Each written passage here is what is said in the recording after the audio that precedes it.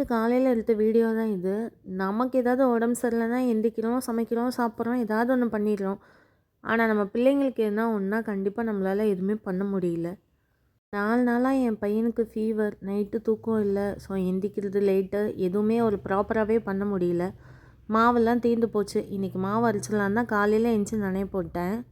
இந்த சின்ன பிள்ளைங்க இருக்கிற வீட்டிலலாம் மாவு எனி டைம் ஸ்டாக் வச்சுட்டே இருக்கணும் போல். மாவு இருக்கும்போதெல்லாம் தோசை கேட்க மாட்றாங்க. என்னைக்கு மாவு இல்லையோ அன்னைக்கு தான் எனக்கு தோசை வேணும், முட்டை தோசை வேணும்னு கேட்குறாங்க. இனிமே முடிவு பண்ணிட்டேன். அட்லீஸ்ட் ஒரு 1/2 கரண்டி மாவாவது அவனுக்காக எடுத்து வச்சிடணும் அப்படின்னு சொல்லிட்டு. காலையிலே வீடெல்லாம் க்ளீன் பண்ணிடலான்னு சொல்லி துணி துவைக்க போட்டாச்சு. ஒட்டடை எடுத்து வீடை க்ளீன் பண்ணவும் ஸ்டார்ட் பண்ணிட்டேன். ஆனால் இதெல்லாம் பண்ணுறதுக்கு முன்னாடி நம்மளோட முடியை தூக்கி கொண்டை போட்டால் மட்டும்தான் அந்த ஒரு தனி ஃபீலே வருது வேலை பார்க்கணுன்னு சொல்லி.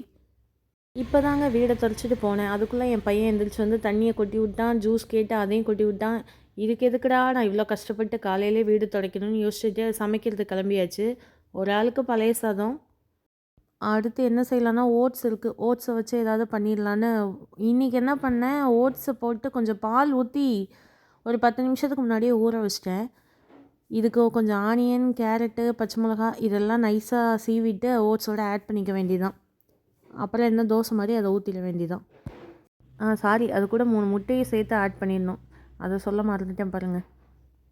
அது என்னமோ மற்ற நேரம்லாம் நல்லா தான் வரும். இன்றைக்கி என்னமோ பிஞ்சு போச்சு. பிச்சு தான் சாப்பிட போகிறோம், ஆனாலும் இது ஒரு மைனஸ் ஆகிடும். பரவாயில்ல, ஃபஸ்ட்டு ஒன்று சொதப்பினாலும் செகண்ட் ஒன்று நல்லா தான் வந்துருச்சு.